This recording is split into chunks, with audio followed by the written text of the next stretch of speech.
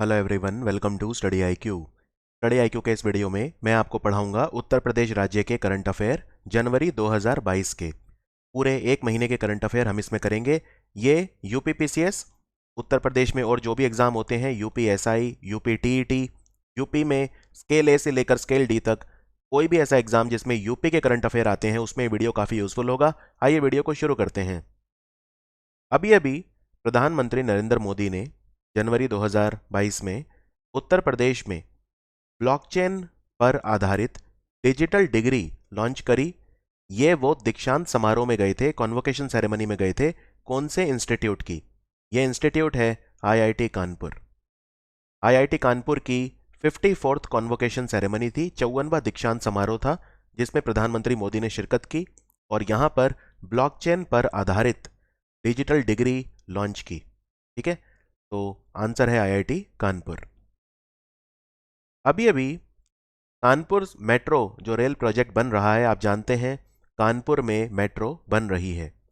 तो कानपुर में इस बनने वाली मेट्रो की पूरी जो लेंथ है वो कितनी होगी, और इसका उद्घाटन भी प्रधानमंत्री नरेंद्र मोदी ने किया था। याद रखिए, इस मेट्रो की जो लेंथ है वो होगी 32 किलोमीटर, 32 किलोमीटर होगी, और इसमें 2 कॉरिडोर होंगे।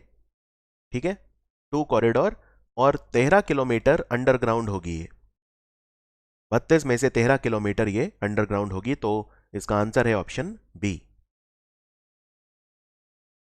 टोटल खर्चा कितना आ रहा है मेट्रो को बनने में? 11,000 करोड़ रुपए का खर्चा आएगा कानपुर मेट्रो को बनने में। इसमें 21 मेट्रो स्टेशन होंगे टोटल कॉरिडोर 1 में, और 8 मेट्रो स्टेशन होंगे कॉरिडोर 2 में, यानी टोटल 29 मेट्रो स्टेशन इसमें होंगे।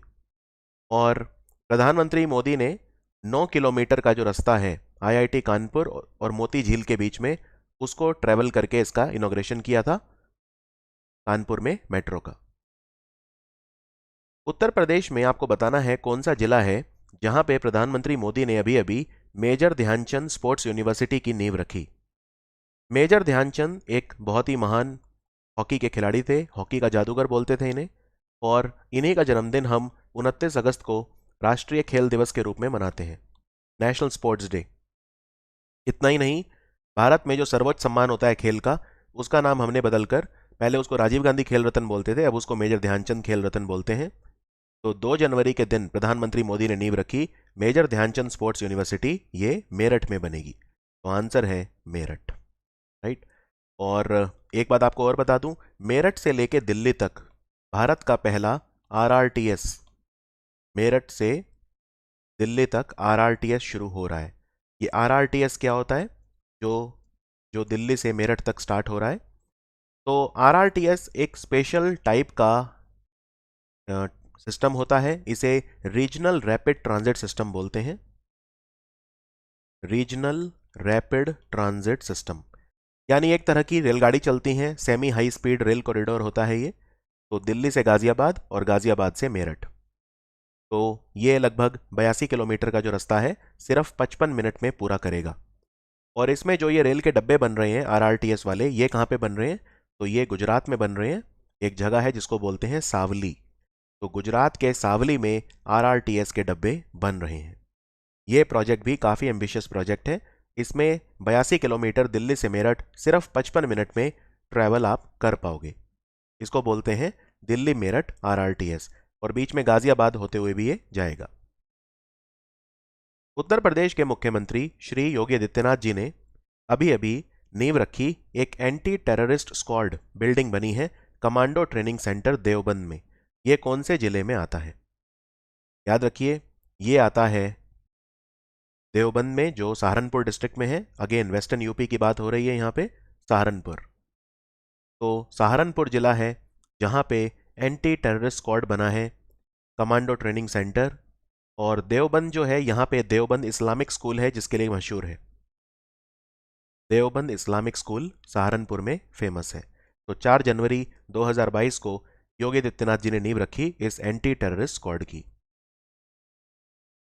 नेशनल हाईवे इनमें से कौन सा बन रहा है जिसमें भगवान बुद्ध का जो बर्थ प्लेस है लुम्बिनी में, उसको वाराणसी और सारनाथ के साथ जोड़ा जाएगा? ये नया प्रोजेक्ट है NH 233, नेशनल हाईवे 233 की कंस्ट्रक्शन हो रही है। इसमें जो लुम्बिनी है उसे वाराणसी और सारनाथ से जोड़ा जाएगा। ये लुम्बिनी कहाँ पे आता है? ये कपिलवस्तु में आता है। ठीक है। और वाराणसी और सारनाथ भी इंपॉर्टेंट प्लेसेस हैं, भगवान बुद्ध के जन्म से जुड़े हुए हैं। कैसे जुड़े हुए हैं? तो सारनाथ वो जगह है जहाँ पे भगवान बुद्ध ने अपना पहला उपदेश दिया था परम ज्ञान की प्राप्ति के बाद। तो वो सारनाथ में दिया था, और सारनाथ जो है वो बेसिकली सारनाथ वाराणसी डिस्ट्रिक्ट में ही आता है। ठीक है, ये आपको ध्यान रखना है। इसके अलावा भगवान बुद्ध के जन्म से जुड़ी हुई और बहुत सारी जगह हैं, जैसे फॉर एग्जांपल कुशीनगर है जहाँ पे उन्होंने अपने प्राण त्यागे थे, बोध गया है जहाँ पे उन्हें परम ज्ञान की प्राप्ति हुई थी। तो वो सारी प्लेसेस इंपॉर्टेंट है आपके एग्जाम पॉइंट ऑफ व्यू से। और यूपी में कुछ नए नेशनल हाईवे प्रोजेक्ट्स हैं जिनका उद्घाटन नितिन गडकरी जी ने किया। नितिन गडकरी अभी अभी 3 जगह पे गए थे यूपी में, कौशंबी, अयोध्या और बस्ती, 3 जिलों में गए थे। तो टोटल नेशनल हाईवे प्रोजेक्ट यहाँ पे इनॉग्रेट करे उन्होंने 572 किलोमीटर के, और इनमें खर्चा आएगा 12,981 करोड़। तो ये कैसे कैसे किए इनॉग्रेट? सबसे पहले कौशंबी की बात करते हैं। कौशंबी में 6 नेशनल हाईवे प्रोजेक्ट इनॉग्रेट करे हैं। इनमें टोटल खर्चा आएगा 2,659 करोड़ रुपए। आपको बस ये याद रखना है कितने नेशनल हाईवे प्रोजेक्ट्स इनॉग्रेट करे हैं। कौशंबी में 6 करे हैं, अयोध्या फैजाबाद जिला यहाँ पे भी 6 करे हैं, और एक्चुअली अब इसका नाम अयोध्या है, पहले इसे फैजाबाद जिला बोलते थे, अब इसे अयोध्या जिला बोलते हैं। सरयू नदी के किनारे है। तो 6 नेशनल हाईवे प्रोजेक्ट यहाँ पे इनॉग्रेट हुए हैं, और बस्ती में 3। तो कौशंबी में 6, अयोध्या में 6 और बस्ती में 3। उत्तर प्रदेश में राम वन गमन मार्ग बन रहा है, तो आपको बताना है इसकी टोटल लेंथ कितनी होगी। राम वन गमन मार्ग, याद रखिए इसकी टोटल लेंथ होगी 132 किलोमीटर, और इसमें सरकार खर्चा करेगी 3300 करोड़। तो आंसर है 132 किलोमीटर। और अगर आपसे पूछें कि राम वन गमन मार्ग जो है वो कहाँ से कहाँ तक बनेगा, राम वन गमन मार्ग कहाँ से कहाँ तक बनेगा, तो ये अगेन एक बहुत इंपॉर्टेंट क्वेश्चन है। राम वन गमन मार्ग बनेगा, मैं यहाँ पे डायग्राम में दिखाता हूँ, प्रतापगढ़ से शुरू होगा, फिर प्रयागराज जाएगा, फिर कौशंबी और फाइनली चित्रकूट। यानी प्रतापगढ़ से लेकर चित्रकूट, प्रतापगढ़ से चित्रकूट। अगर आप थोड़ा और डीप जाना चाहते हैं अगर आप थोड़ा और डीप जाना चाहते हैं तो प्रतापगढ़ जो है यहाँ पे कौन सी जगह है, तो वो है मोहनगंज। मोहनगंज यहाँ से स्टार्ट होगा वो, और उसके बाद वो जाएगा प्रयागराज होते हुए कौशंबी, और वहाँ से फिर चित्रकूट। और चित्रकूट में कहाँ पे ख़त्म होगा? राजपुरा, राजपुरा में वो ख़त्म होगा, राइट। इसके अलावा एक जगह आपने सुनी होगी श्रृंगवेरपुर। श्रृंगवेरपुर धाम कहाँ पे है? तो श्रृंगवेरपुर जो धाम है वो प्रयागराज में है, राइट। तो ये श्रृंगवेरपुर भी जाएगा, यानी जब ये प्रयागराज जाएगा तो वहाँ पे श्रृंगवेरपुर में जाएगा। तो स्टार्ट होगा ये प्रतापगढ़ से, फिर प्रयागराज, श्रृंगवेरपुर, फिर कौशंबी, और फाइनली चित्रकूट में खत्म होगा राजपुरा, और शुरू होगा ये प्रतापगढ़ में मोहनगंज से। रामवन गमन मार्ग जो बन रहा है ये कौन से नेशनल हाईवे का पार्ट होगा? तो ये भी अच्छा सवाल है, ये डायरेक्ट क्वेश्चन है। ये नेशनल हाईवे नंबर है 731A, 731A।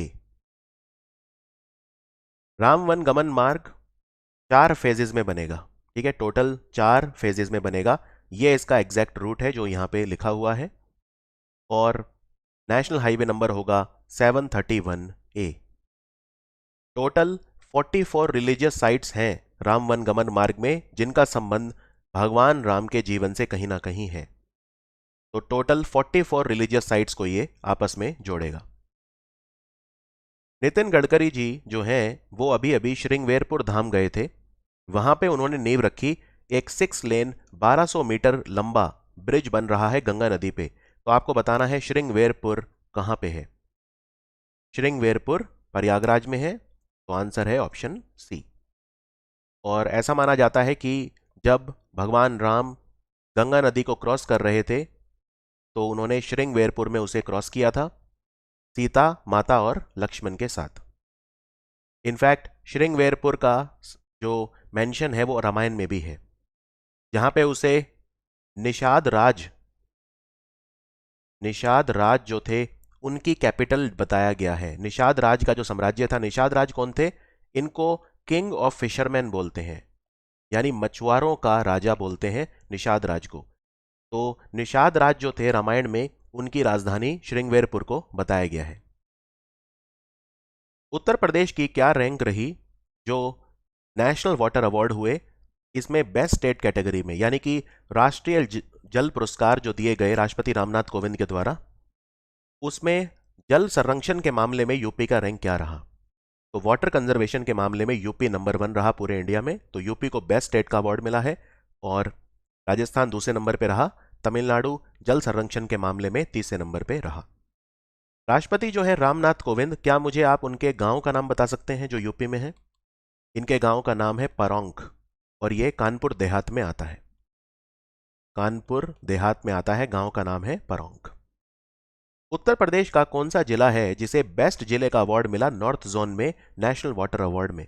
यानी उत्तर प्रदेश नंबर 1 रहा, लेकिन उत्तर प्रदेश का जिला कौन सा है जो जल संरक्षण के मामले में नंबर 1 रहा? तो वो है मुजफ्फरनगर। पूरे नॉर्थ जोन में मुजफ्फरनगर जो है वो नंबर 1 रहा। इसको मुजफ्फरपुर से कंफ्यूज मत करना। मुजफ्फरपुर बिहार में है, जो शाही लीची के लिए मशहूर है। ठीक है, तो कई बार लोग मुजफ्फरनगर को मुजफ्फरपुर से कंफ्यूज करते हैं। मुजफ्फरनगर वेस्टर्न यूपी का एक जिला है और मुजफ्फरनगर जो जिला है वो यूपी में है, मुजफ्फरपुर जो है वो बिहार में है। तो आंसर है मुजफ्फरनगर। ये पूरे यूपी का बेस्ट, यूपी का ही नहीं बल्कि पूरे नॉर्थ जोन का बेस्ट जिला रहा वाटर कंजर्वेशन के मामले में। मुजफ्फरनगर वैसे गंगा और यमुना के बीच में है, मतलब गंगा नदी और यमुना नदी के जो फ्लो का पाथ है उसके बीच में एक तरह से हम कह सकते हैं कि मुजफ्फरनगर है। और यहाँ पे एक हिंडौन नदी भी बहती है और एक काली नदी जो है वो भी यहाँ पे फ्लो करती है। कौन सा ऑनलाइन प्लेटफॉर्म है जो उत्तर प्रदेश की सरकार ने अभी अभी लॉन्च करा है, जो एक तरह से एक ब्रिज का काम करेगा? सिटीजन्स और स्किल्ड वर्कर रूरल और अर्बन एरियाज में जियो लोकेशन यानी भूस्थानिक सेवाओं का इस्तेमाल भी ये ऑनलाइन प्लेटफॉर्म करेगा। तो एक तरह से जॉब गिवर और जॉब सीकर दोनों को मिलाएगा। इसका नाम है सेवा मित्र। सेवा मित्र नाम का प्लेटफॉर्म उत्तर प्रदेश की सरकार ने ये अभी अभी लॉन्च किया है। तो सेवा मित्र आपकी कैसे हेल्प करेगा? अगर मान लीजिए आपको कोई भी सेवा चाहिए, जैसे आपको कारपेंटर चाहिए, ब्यूटिशियन, कुक या आया घर में जो मेड आती है, प्लम्बर चाहिए, ड्राइवर वगैरह, तो सेवा मित्र प्लेटफॉर्म पे आपको मिल जाएंगे बहुत सारे ऐसे लोग जो नौकरियां ढूंढ रहे हैं इन फील्ड्स में। और सेवा मित्र को जो department of labour and employment है, यानी कि श्रम और रोजगार मंत्रालय यूपी का, वो चलाएगा। इस पे आपको स्किल्ड, सेमी स्किल्ड और अनस्किल्ड प्रोफेशनल जो है वो मिल जाएंगे। अभी अभी उत्तर प्रदेश की सरकार ने 5 प्रेस्टिजियस अवार्ड जीते हैं ई गवर्नेंस। जो नेशनल ई गवर्नेंस अवार्ड हुए थे उसमें 5 अवार्ड यूपी को मिले हैं। तो किस किस चीज के लिए मिले हैं? तो इनमें एक सेवा मित्र के लिए मिला है, एक माइन मित्र के लिए मिला है, एक यूपी दर्पण डैशबोर्ड के लिए मिला है। यूपी दर्पण डैशबोर्ड क्या है? ये एक पोर्टल है जिसपे शिकायतों का निवारण हो सकता है यूपी के नागरिकों का। और यूपी का जो उच्च शिक्षा विभाग है उनके द्वारा CSI SIG e governance award जीता गया। डिजिटल लाइब्रेरी प्रोजेक्ट और ऑनलाइन एनओसी, और जो नए कॉलेज खुलता है या नया कोई कोर्स स्टार्ट होता है उसके एफिलिएशन सिस्टम के लिए। तो ये 5 अवार्ड यूपी को अभी अभी मिले हैं, ई गवर्नेंस अवार्ड। तो सेवा मित्र तो मैंने आपको बता दिया। माइन मित्र क्या है? माइन मित्र एक प्लेटफॉर्म है मिनरल मैनेजमेंट के लिए, खनिज प्रबंधन के लिए। अगर किसी भी खनन की परमिशन चाहिए, लाइसेंस चाहिए, परमिट चाहिए, या कोई भी चट्टान है या कोई भी खनिज का कोई खान है उसका लीज चाहिए, तो वो सारी चीज़ें माइन मित्र पे हो जाती हैं। माइन मित्र पे आप कई तरह के अप्रूवल ले सकते हो, परमिट ले सकते हो, लाइसेंस ले सकते हो खनन क्षेत्र से रिलेटेड। तो ये 5 अवार्ड है, मैं रिपीट कर देता हूँ। एक तो यूपी दर्पण डैशबोर्ड, माइन मित्र, सेवा मित्र 3, और बचे 2। तो एक है डिजिटल लाइब्रेरी प्रोजेक्ट और ऑनलाइन एनओसी, और एक है affiliation system for opening a new course या न्यू कॉलेज।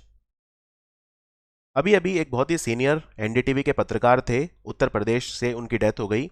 इनका क्या नाम था? ये एनडीटीवी के एग्जीक्यूटिव एडिटर थे, इनका नाम था कमाल खान। सो आंसर है ऑप्शन सी। इन्हें बहुत ही प्रेस्टिजियस प्रतिष्ठित अवार्ड रामनाथ गोयनका अवार्ड भी मिला हुआ था। रामनाथ गोयनका वही थे जिन्होंने इंडियन एक्सप्रेस न्यूज़पेपर शुरू किया था। और इन्हें गणेश शंकर विद्यार्थी अवार्ड भी मिला था। अभी अभी एक बहुत ही जाने माने कथक डांसर हैं यूपी के, उनकी डेथ हो गई। इनका क्या नाम था? तो याद रखिए, ये कालका बिन दादिन घराना, लखनऊ घराना जो है, लखनऊ स्टाइल ऑफ कथक, वहां से थे। 83 साल के थे। ये थे पंडित बिरजू महाराज। इन्हें पद्म विभूषण भी मिला हुआ था। पद्म विभूषण सम्मानित बिरजू महाराज। और कथक जो है यूपी का बहुत ही इंपॉर्टेंट नृत्य है। कथक को कथकली से कंफ्यूज मत करना। कथकली जो नृत्य है, कथकली और मोहिनी अट्टम, ये दोनों केरल के नृत्य हैं। कथक यूपी का है, उत्तर भारत का है वैसे तो, मेनली यूपी। और कथकली जो है वो केरल का है। अभी अभी कौन सा जिला है यूपी का जिसने मास्टर प्लान इनॉग्रेट करा है, मास्टर प्लान रिलीज करा है? तो ये है Agra master plan. Agra master plan अभी अभी रिलीज किया गया। और ये जो पूरा प्लान है, इसमें एक ताज हेरिटेज एरिया बनाया जाएगा। ताज धरोहर क्षेत्र, कहां से कहां तक? ताजमहल और मेहताब बाग से लेकर रामबाग तक। ताजमहल और मेहताब बाग से लेकर रामबाग तक एक ताज हेरिटेज एरिया बनाया जाएगा। तो पहली बार है कि आगरा मास्टर प्लान आया है। इसमें यह भी कहा गया है कि जो ताज हेरिटेज एरिया बनेगा, ताजमहल और मेहताब बाग से रामबाग तक, इसके 100 मीटर के रेडियस में कोई भी कंस्ट्रक्शन अलाउड नहीं है। किसी भी तरह की कंस्ट्रक्शन आप नहीं कर सकते 100 मीटर के एरिया में। उत्तर प्रदेश के कितने बच्चे हैं जिन्हें प्रधानमंत्री राष्ट्रीय बाल पुरस्कार से सम्मानित किया गया 2021 और 2022 के लिए? दोनों में मिला के, तो दोनों में मिला के 8 बच्चे हैं। 3 को मिला है प्रधानमंत्री राष्ट्रीय बाल पुरस्कार 2021 के लिए, अभिनव चौधरी, CS चौधरी और GR राय। और 2022 के लिए मिला है 5 बच्चों को, वयोम आहूजा, कुंवर दिव्यांश सिंह, चिराग भंसाली, मोहम्मद शोएब और मोहम्मद रफी। तो आंसर है इसका, टोटल मिला है 8 बच्चों को, तो आंसर है 8। लेकिन अलग अलग भी याद रखना है आपको। खैर बच्चों के नाम याद नहीं रखने, लेकिन यह जरूर याद रखना है कि 2021 में 3 और 2022 में 5 बच्चों को यह अवार्ड मिला था। उत्तर प्रदेश से कितने लोगों को पद्म विभूषण दिया गया 2022 में? 2022 के लिए, तो 2022 के लिए पद्म विभूषण 4 लोगों को दिया गया था पूरे भारत से। इनमें 2 यूपी के हैं, राधेश्याम खेमका और कल्याण सिंह। ठीक है, राधेश्याम खेमका जो गीता प्रेस है गोरखपुर में, उसके मालिक थे, वो उन्होंने शुरू की थी। तो इन्हें लिटरेचर और एजुकेशन के फील्ड में, साहित्य और शिक्षा के क्षेत्र में। और कल्याण सिंह यूपी के पूर्व मुख्यमंत्री भी थे और भारत के 1-2 राज्य उनके गवर्नर भी थे कल्याण सिंह। तो इन्हें पब्लिक अफेयर क्षेत्र में मिला। तो आंसर है 2। और कितने लोग ऐसे हैं यूपी के जिन्हें पद्म भूषण दिया गया? तो पद्म भूषण जो मिला वो अगेन 2 लोगों को मिला, एक रशीद खान कला के क्षेत्र में और आचार्य वशिष्ठ त्रिपाठी साहित्य और शिक्षा के क्षेत्र में। इसी तरह से पद्मश्री, तो पद्मश्री यूपी से 10 लोगों को दिया गया। तो आंसर है ऑप्शन डी। ये किसको मिला? पद्मश्री पे इंडिविजुअली क्वेश्चन नहीं आएंगे, बस आप टोटल नंबर याद रख लो, वो है 10। आपसे ये भी पूछ सकते हैं कि टोटल कितने लोगों को पद्म पुरस्कार दिए गए? तो 4 लोगों को पद्म विभूषण दिया गया, 17 लोगों को पद्म भूषण और 107 लोगों को पद्मश्री। टोटल 128 लोगों को पद्म पुरस्कार पूरे भारत में दिए गए 2022 के लिए। और पद्म विभूषण जिनको मिला है 4 लोगों को, इनके नाम आपको पता होने चाहिए। 2 मैंने आपको बता दिए, राधेश्याम खेमका और कल्याण सिंह। इसके अलावा जनरल बिपिन रावत, भारत के पहले चीफ ऑफ डिफेंस स्टाफ, और प्रभा अत्रे। प्रभा अत्रे जो है महाराष्ट्र से हैं, इन्हें कला के क्षेत्र में दिया गया। और ये यूपी के वो 10 लोग मैंने लिख दिए हैं वैसे जिन्हें पद्मश्री मिला। इनके नाम आप चाहें तो यहां पे देख सकते हैं। उत्तर प्रदेश से कितने IPS अफसर हैं जिन्हें पुलिस मेडल मिला गैलेंट्री के लिए? पुलिस मेडल फॉर गैलेंट्री जिन्हें दिया गया, तो ये भी राष्ट्रपति के द्वारा दिया जाता है। तो ये मिला प्रशांत कुमार को। प्रशांत कुमार ADG हैं लॉ एंड ऑर्डर यूपी। उन्हें ये रिपब्लिक डे के दिन दिया गया पुलिस मेडल फॉर गैलेंट्री। तो आंसर है प्रशांत कुमार। और यूपी से कितने पुलिस वाले हैं जिन्हें presidents police medal for distinguish service मिला? तो यूपी से 5 पुलिसमैन हैं जिन्हें presidents police medal for distinguish service दिया गया। इनके नाम यहाँ पे लिख दिए गए हैं। टोटल इनकी संख्या है 5। और अगर मैं रिपब्लिक डे पर बात करूं तो टोटल पूरे इंडिया से 939 पुलिसमैन हैं जिन्हें गैलेंट्री मेडल या सेवा पदक दिए गए। इनमें टोटल 79 यूपी से हैं। तो 79 में मैंने आपको presidents police medal for gallantry बता दिया, एक को मिला। और ये एक कौन है? ये है Prashant Kumar. President's police medal for gallantry बोलते हैं इसे, PMG. President's police medal for distinguish service 5 लोगों को मिला, जिनके नाम यहां पे लिखे हैं: विजय प्रकाश, श्रीपति मिश्रा, सुशील पांडे, मिश्री लाल शुक्ला और केसी मिश्रा। और बाकी 73 जो हैं इन्हें मिला police medal for meritorious service. ठीक है, तो टोटल यूपी से 79 थे आउट ऑफ 939 जो पूरे इंडिया से थे। उत्तर प्रदेश का कौन सा शहर है जो शंघाई सहयोग संगठन की कल्चरल और टूरिज्म कैपिटल के तौर पे नॉमिनेट किया गया है? तो ये है वाराणसी यानी काशी। शंघाई सहयोग संगठन का हेडक्वार्टर बीजिंग में है और टोटल 9 कंट्रीज इसके मेंबर हैं। 9th कंट्री जो इसका मेंबर बना है वो है ईरान। तो पहले 8 कंट्री इसके मेंबर थे, लेकिन अब 9 कंट्री इसके मेंबर हैं। शंघाई सहयोग संगठन कौन कौन से कंट्री मेंबर हैं इसके? China, India, Kazakhstan, Kyrgyzstan, Pakistan, Russia, Tajikistan, Uzbekistan और अब ईरान भी। इंडिया और पाकिस्तान इसके मेंबर 2017 में बने थे। ठीक है, तो आंसर है वाराणसी। कौन सी योजना है जो उत्तर प्रदेश की सरकार ने शुरू करी है? इसमें जो लोग हैं उन्हें ट्रेनिंग दी जाएगी विभिन्न क्षेत्रों में, जैसे basket weaver, potter, blacksmith, mason tailor यानी कपड़े सिलना, हस्तशिल्प बनाना, पॉटरी वगैरह करना, मिट्टी के बर्तन बनाना, जैसे इस तरह की ट्रेनिंग। तो इसका नाम है विश्वकर्मा श्रम सम्मान योजना। विश्वकर्मा श्रम सम्मान योजना। अगर कोई बाल काटने की ट्रेनिंग लेना चाहता है, बार्बर बनना चाहता है, हॉकर बनना चाहता है, जूते ठीक करना यानी कॉबलर, गोल्ड स्मिथ, लुहार या कुछ इस तरह का काम करना चाहता है, सुनार बनना चाहता है, black Smith, gold Smith, hawker, रेहड़ी लगाना चाहता है, कोई किसी ठेला लगाना चाहता है, तो ये सबकी ट्रेनिंग मिलेगी। और ये ट्रेनिंग 6 दिन चलेगी और पूरा खर्चा सरकार उठाएगी।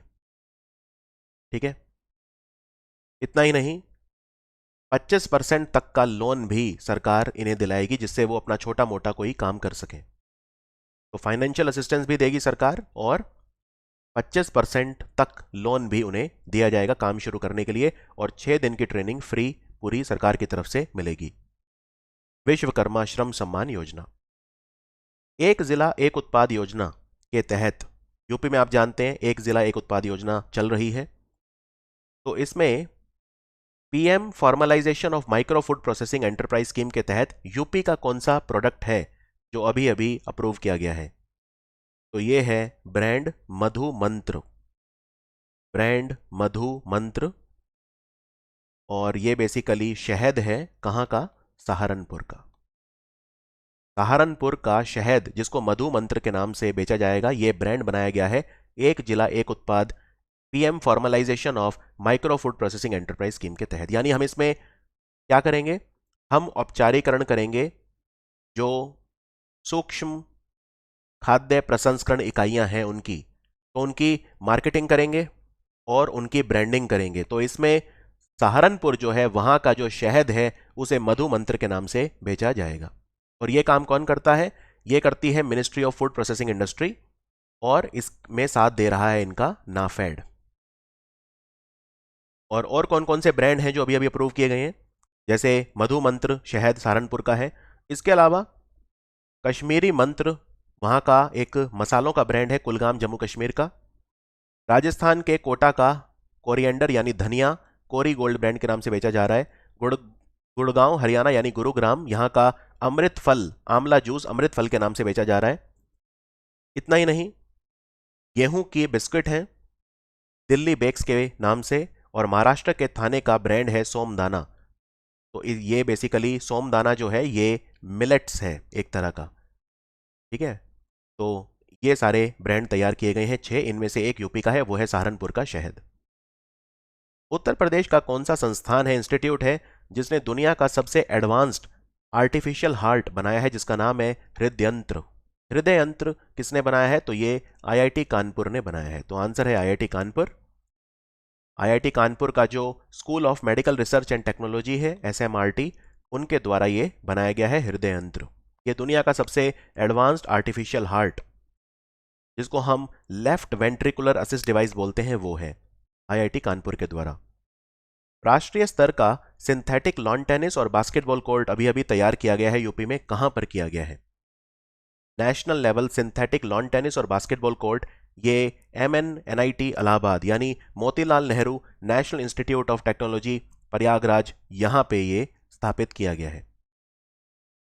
नित्यानंद त्रयोदशी महोत्सव ये अभी अभी चंद्रोदय मंदिर वहां पे मनाया गया। आपको बताना है ये मंदिर यूपी में कहां पर है। चंद्रोदय मंदिर है मथुरा में। तो आंसर है मथुरा। मथुरा में रिफाइनरी भी है जो काफी फेमस है, क्रूड ऑयल रिफाइनरी मथुरा। अभी अभी उत्तर प्रदेश की सरकार ने 4 गांव हैं, भवानीपुर, तेढ़िया, धाकिया और बिछिया, ये मिहिनपुरवा तहसील में आते हैं, नेपाल बॉर्डर के एकदम पास हैं। इन्हें रेवेन्यू विलेजेस डिक्लेयर किया है। ये कौन से जिले में आते हैं चारों गांव? तो ये आते हैं बहराइच में, बहराइच में आते हैं। और चलिए आपसे एक सवाल पूछता हूं, बहराइच जिले में अभी अभी एक बहुत ही महान राजा हुए हैं भारत के, इनका बुत, उसका उद्घाटन किया गया था। किस राजा के बुत की बात हो रही है?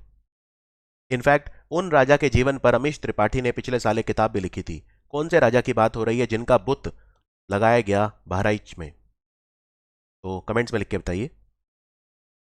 भारत की बैडमिंटन खिलाड़ी पीवी सिंधु ने सैयद मोदी अंतर्राष्ट्रीय टूर्नामेंट जीत लिया, महिला एकल खिताब। ये बाबू बनारसी दास इंडोर स्टेडियम में हुआ था। ये यूपी में कहां पर है बाबू बनारसी दास इंडोर स्टेडियम? तो ये लखनऊ में है। और पीवी सिंधु ने अभी अभी स्विस ओपन का खिताब भी जीता है। ये हैदराबाद से है, तेलंगाना से है पीवी सिंधु। अभी अभी एक गोट हेडेड योगिनी स्टैचू आप यहां पे देख सकते हैं। ये एक बहुत पुराना स्टैचू है। तो ये लंदन ने, इंग्लैंड ने भारत को लौटा दिया है। ये स्टैचू बकरी की सिर वाला एक योगिनी का स्टैचू है। और ये उत्तर प्रदेश के एक मंदिर है, वहां से चोरी कर लिया गया था और फिर इसकी तस्करी करके ब्रिटेन ले जाया गया था। अब ब्रिटेन ने भारत को वापस सौंप दिया है। आपको बताना है कि ये स्टैचू कौन से मंदिर से चोरी हुआ था, तो वो मैं आपको बता रहा हूं, लोखाड़ी मंदिर है ये। आपको बताना है ये मंदिर कहां पे है। ये मंदिर है गोंडा जिले में। तो गोंडा जिले में लोखाड़ी मंदिर से चोरी हुआ था गोट हेडेड योगिनी स्टैचू, और इसको फिर लौटा दिया गया था। ठीक है, चलिए यहां पे एक सवाल पूछता हूं। पिछले साल एक स्टैचू है जो चोरी हो गया था, यूपी से ही चोरी हुआ था, और उसको काशी विश्वनाथ मंदिर में फिर बाद में लगा दिया गया था या दोबारा स्थापित कर दिया गया था। वो स्टैचू कौन सा था और कौन से देश ने भारत को लौटाया था, ये भी आप कमेंट्स में लिख के बताइए। उत्तर प्रदेश की झांकी को बेस्ट स्टेट टैब्लो का अवार्ड मिला रिपब्लिक डे परेड में। तो इसमें क्या दिखाया गया था? उत्तर प्रदेश की झांकी में इस बार क्या दिखाया गया था? उत्तर प्रदेश का टैब्लो बेस्ट टैब्लो डिक्लेयर किया गया था, और इसमें 2 चीजें दिखाई गई थी मेनली, एक जिला एक उत्पाद और काशी विश्वनाथ धाम। एक जिला एक उत्पाद और काशी विश्वनाथ धाम। पिछले साल अगर आपको याद हो तो पिछले साल अयोध्या में जो मंदिर बनेगा वो दिखाया गया था, लेकिन इस साल 2022 में एक जिला एक उत्पाद और काशी विश्वनाथ धाम दिखाए गए थे। तो ये था हमारा उत्तर प्रदेश के करंट अफेयर का वीडियो जनवरी 2022 के लिए। बहुत जल्दी हाजिर होऊंगा आपके समक्ष फरवरी का वीडियो लेकर। और मैं आपको बता दूं, मैं डेली करंट अफेयर भी पढ़ाता हूं विभिन्न एग्जाम्स के लिए। अगर आप वो कोर्स बाय करना चाहते हैं तो मैंने नीचे डिस्क्रिप्शन में लिंक डलवा दिया है। जो स्टेट करंट अफेयर है वो हमेशा से फ्री रहे हैं और फ्री ही रहेंगे। जैसे मैं यूपी के करंट अफेयर पढ़ा रहा हूँ, ऐसे ही भारत के हर राज्य के करंट अफेयर मैंने अपलोड किए हैं हमारे चैनल पर, आप उन्हें देख सकते हैं। अगर आप डेली करंट अफेयर मुझसे पढ़ना चाहते हैं तो आप बड़ी स्क्रीन पर भी पढ़ सकते हैं हमारे वेबसाइट पर, या फिर आप हमारे मोबाइल ऐप पर पढ़ सकते हैं छोटी स्क्रीन पर। दोनों का लिंक मैंने नीचे डिस्क्रिप्शन में डलवा दिया है, आप उस पर क्लिक कर सकते हैं। इस वीडियो का अगर आप पीडीएफ चाहिए तो भी आप नीचे कमेंट्स में लिख सकते हैं, पीडीएफ भी आपको लिंक प्रोवाइड कर दिया जाएगा। Thank you for watching study IQ।